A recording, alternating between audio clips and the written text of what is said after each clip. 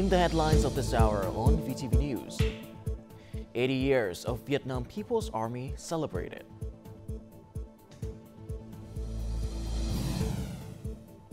Later on, Vietnam's domestic market achieves record-breaking growth. In our world news, UN General Assembly adopts texts on ocean governance.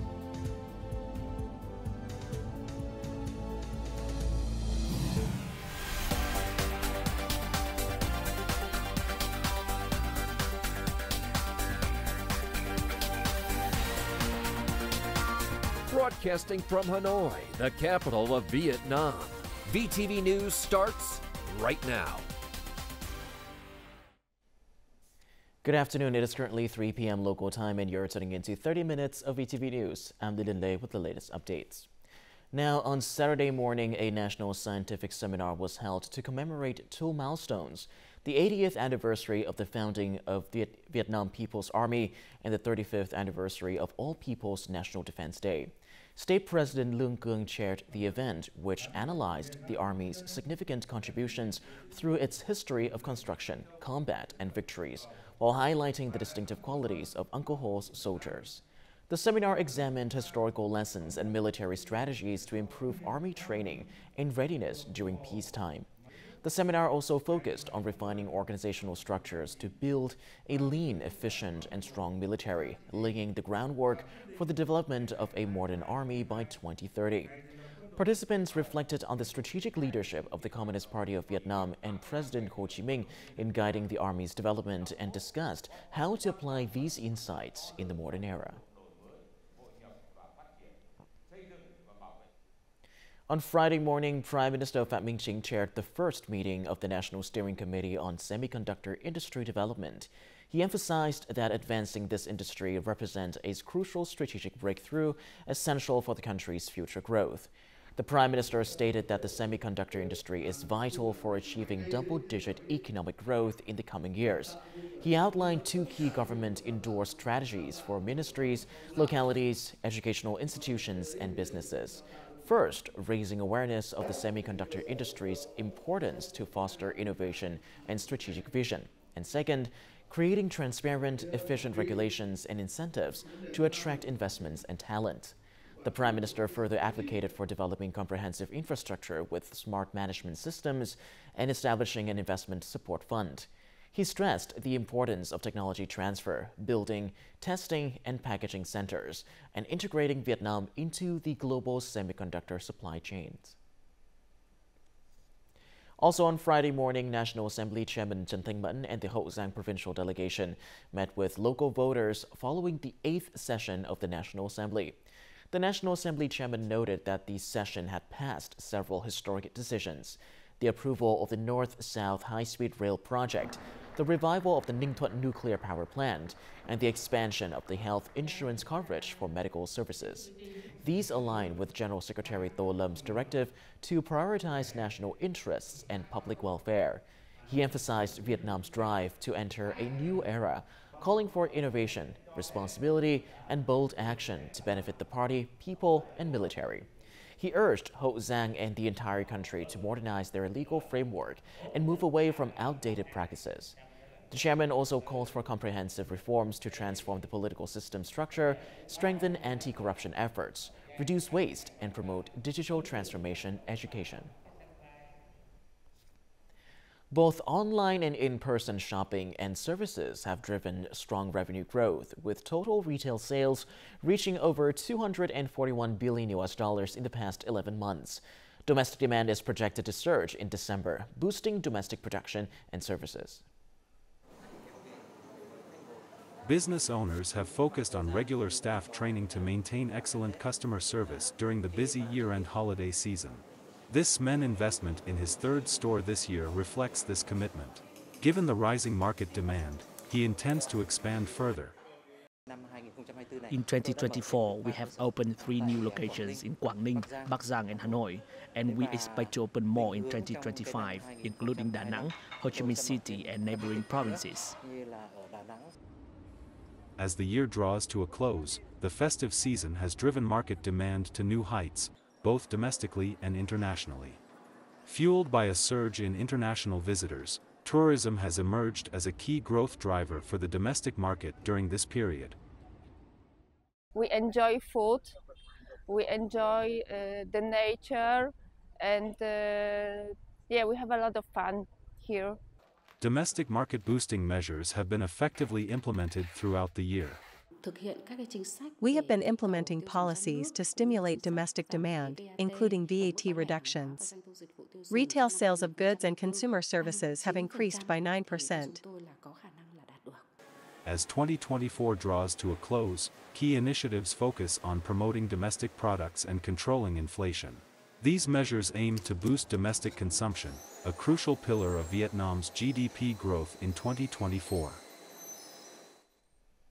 The Ministry of Finance and the Vietnam Chamber of Commerce and Industry VCCI held a dialogue session on Friday to address tax and customs challenges faced by businesses. Over 450 companies participated, voicing concerns about import-export, manufacturing, and business operations. After studying these issues, authorities have proposed several solutions, including tax reductions, exemptions, and extensions, which are now under review. These financial relief measures are expected to reach $7.51 billion.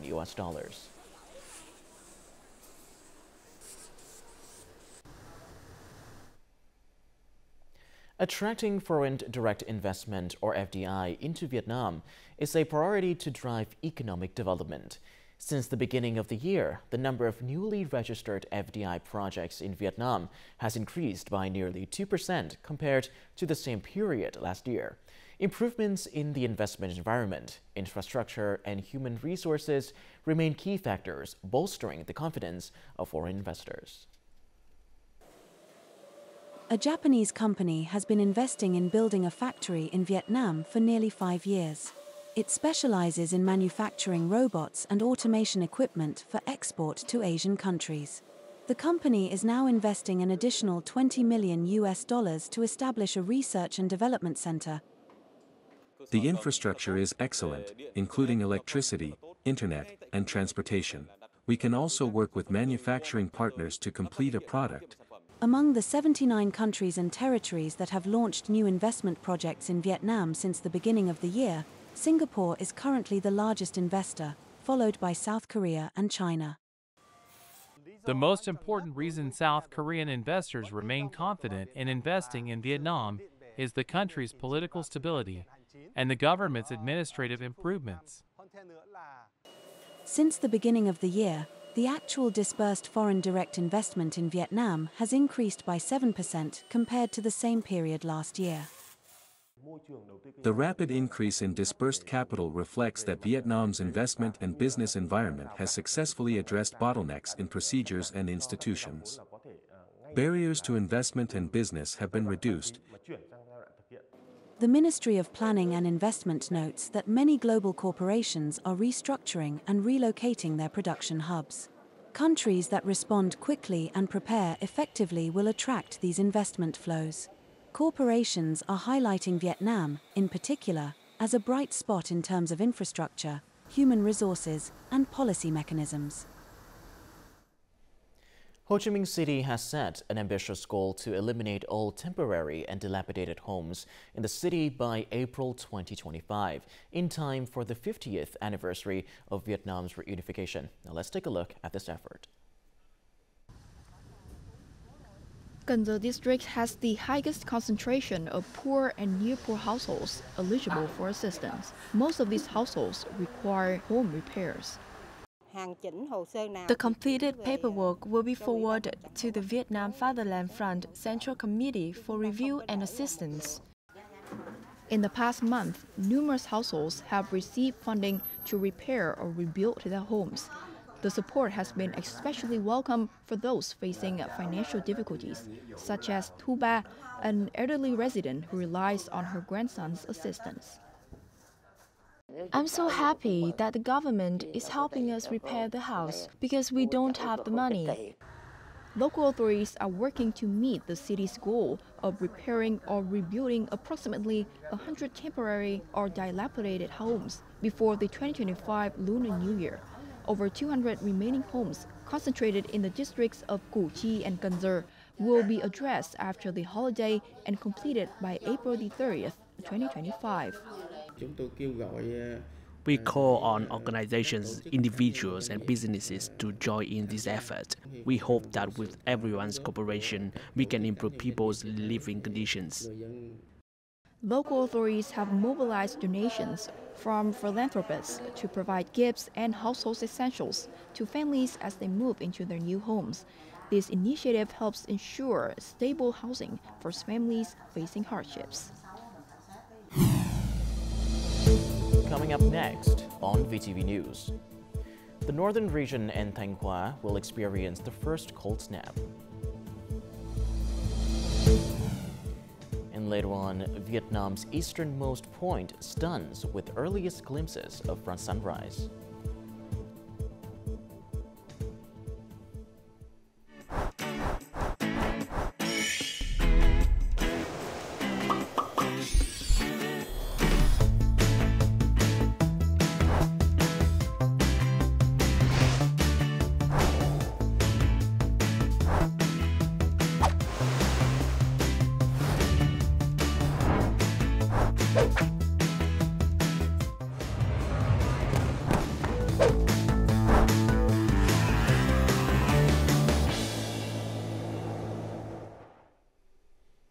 Welcome back to VTV News Live.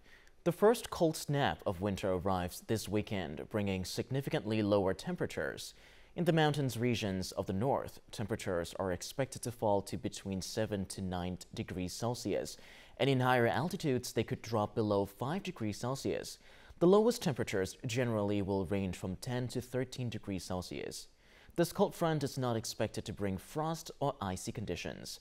The persistent cold air has been moving southward, reaching Thừa Thiên Huế, where temperatures are forecast to be between 12 to 15 degrees Celsius.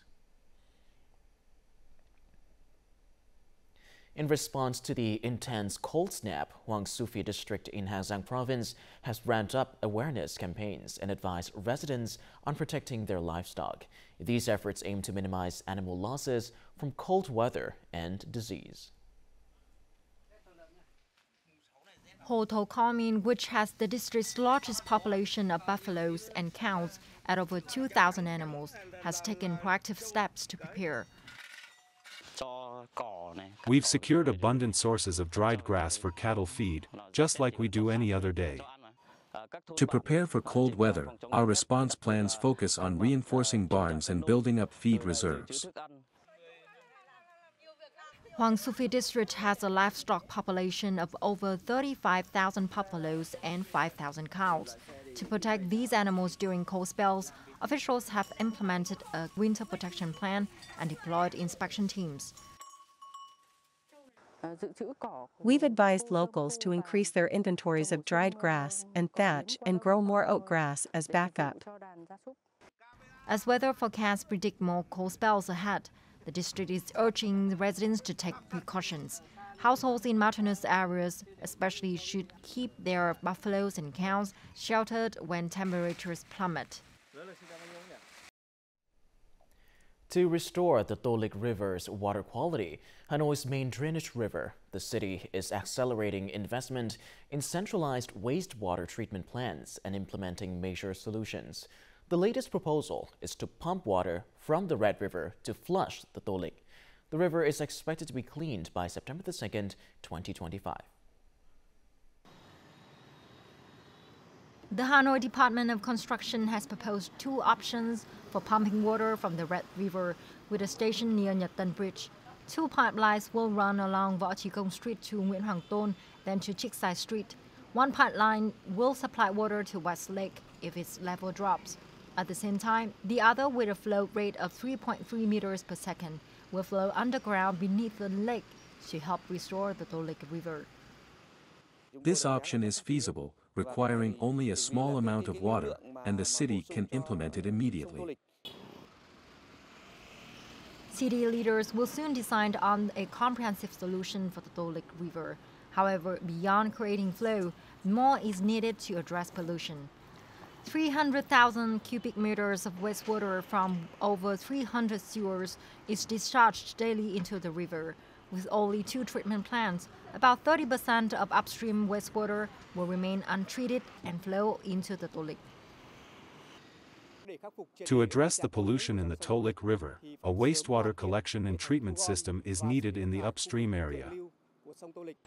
Experts suggest that investing in wastewater infrastructure and promoting public efforts to clean the riverbanks must go hand in hand to restore the Tolik River. The international cruise ship Spectrum of the Seas, carrying over 4,700 passengers, docked at Cam Ranh International Port in Khánh Hòa Province on Friday. Now, this is the second international cruise to arrive at the port since Nha Trang Port's temporary closure for repairs in September. While in the province, visitors will enjoy tours around Nha Trang City, taking cyclo rides, sightseeing, and exploring the city's scenic landscapes and waterways. In celebration of the upcoming New Year's holiday and the 2025 Lunar New Year, historical sites managed by Hanoi's Department of Culture and Sports will remain open to visitors. The Temple of Literature National University will host an Evening at the Temple of Literature program with exhibitions, folk games, and calligraphy displays. The Ngọc Sơn Temple will present the mystical Ngọc Sơn Night performance, while Hua Lao Prison will organize a sacred night tour. The Hanoi Museum will hold special exhibitions throughout the holiday season. Starting in 2025, the amended capital law will officially take effect, allowing public-private partnership or PPP models for cultural and sports projects in Hanoi. This policy aims to unlock opportunities for private sector involvement in cultural initiatives, contributing to the growth of the cultural industry. This technology firm specializes in providing digital solutions for museums and heritage sites.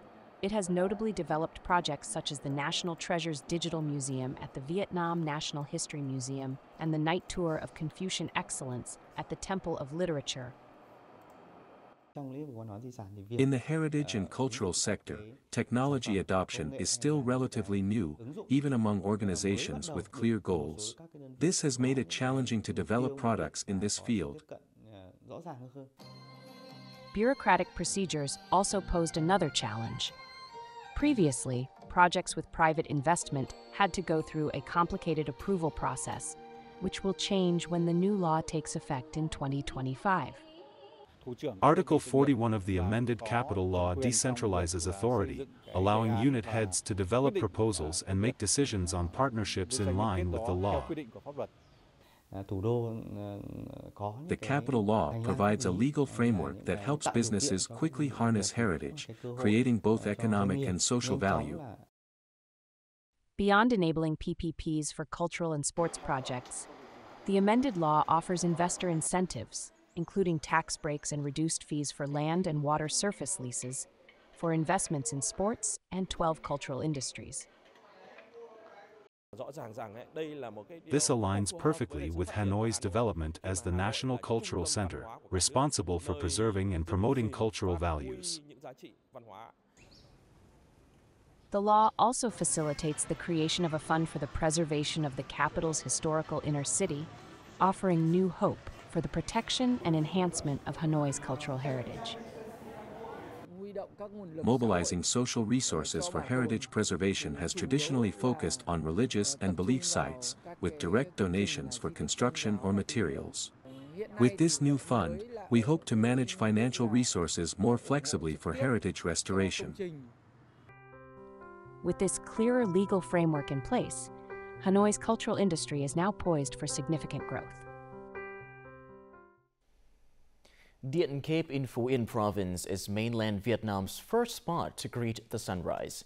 Nature lovers and those seeking the beauty of dawn's earliest light won't want to miss this experience at the country's easternmost point. We have some of the best lighthouses in Vietnam. I heard it's the first place in Vietnam where you can watch sunrise, and I truly love it. From atop Điện Cape's lighthouse, visitors can witness a perfect harmony of majestic nature and tranquility. As sunlight spills across the horizon, it illuminates the White Cape waves, creating a breathtaking vista. For many, watching the sun emerge from the sea symbolizes a fresh start, a new day brimming with possibility. This is the easternmost point of the fatherland. Visiting at dawn is the most beautiful time. To capture the full experience at Điện Cape, visitors should arrive before dawn. Beyond its scenic beauty and stunning twilight, the site offers an opportunity to connect with nature and find inner peace. My emotions change with each visit, influenced by the weather and my state of mind. Everyone hopes to capture the sunrise moment at Điện Cape, but it's also a matter of luck. For those fortunate enough to catch the first sunrise, Điện Cape leaves a lasting impression, living up to its title as the starting point of light in Vietnam.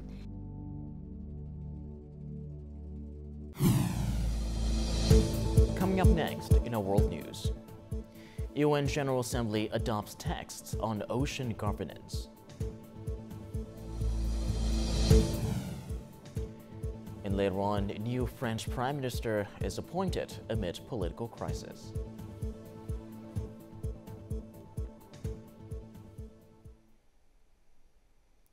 Now on to our world news. The United Nations General Assembly convened its 79th plenary meeting on oceans and the law of the sea. The Assembly reaffirmed the unified nature of the 1982 United Nations Convention on the Law of the Sea on its 30th anniversary.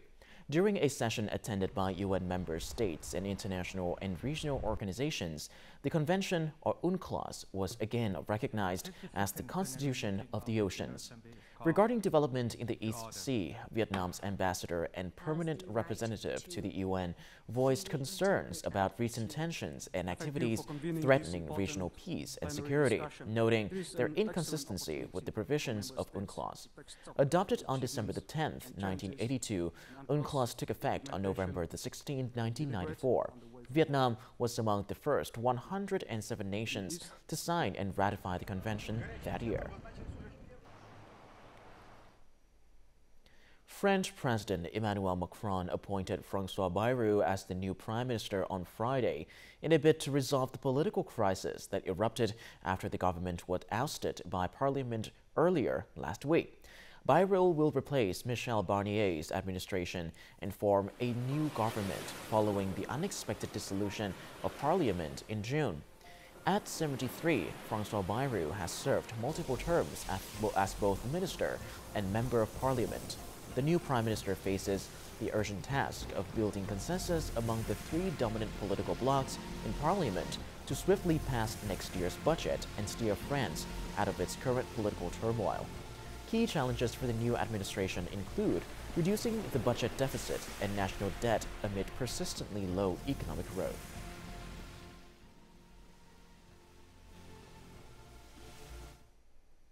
The German central bank, Bundesbank, has cut its economic forecasts for the next 2 years. In its monthly report published on Friday, the Bundesbank predicted that the German gross domestic product, or GDP, will grow by only 0.2% in 2025, down from a June forecast of 1.1%. For 2026, it projected growth of 0.8%, significantly lower than the previously expected 1.4%. Bundesbank's president Joachim Nagel said that the German economy faces not only persistent economic headwinds, but also structural problems which affect industrial production, exports, and investments.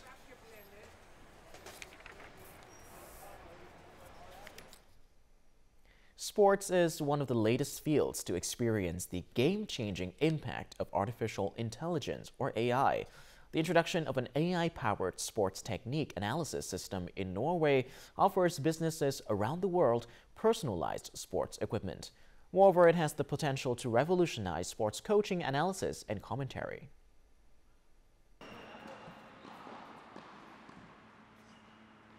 Artificial intelligence, AI, now enables amateur tennis players to analyze their technique by comparing it directly with the world's top players and receive specific guidance for improvement. The technology, developed by Norwegian startup Sport AI, combines machine learning and biometric analysis to provide athletes worldwide with instant, real-time feedback. What we mean by AI is using computer vision, machine learning, and biomechanical analysis. Then we can analyze someone's body movement and technique and immediately give feedback on how they can improve their game. The company's platform, currently just available to businesses, analyzes videos captured on mobile phones, on-court mounted cameras, or from direct broadcast feeds comparing an athlete's technique with thousands of other players, including the world's best, and delivers instant, objective, and actionable feedback to improve performance. At the moment, the company is focused on racket sports, but says the technology can be applied to any performance sport. When it comes to technique analysis, you're totally reliant on the commentator's own subjective opinion. And that's something now with the advancements in AI that we can change. We can really make this objective and scalable and based on data.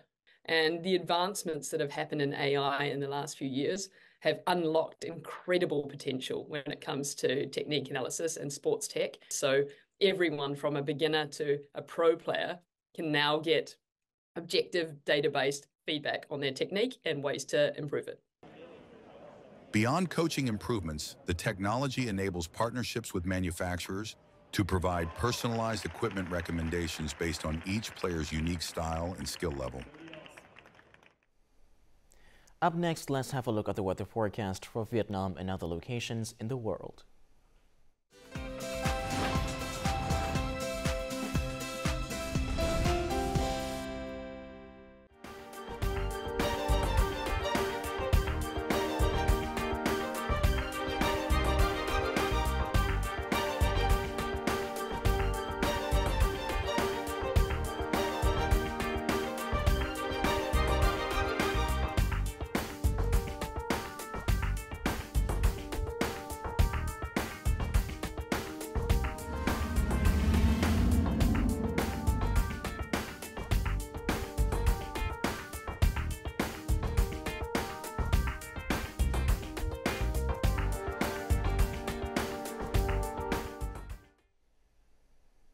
And that is all that we have for this hour on VTV News. To rewatch our program, you can visit our website or YouTube channel. I'll download a mobile app VTVgo for more. Thank you for watching, and goodbye for now.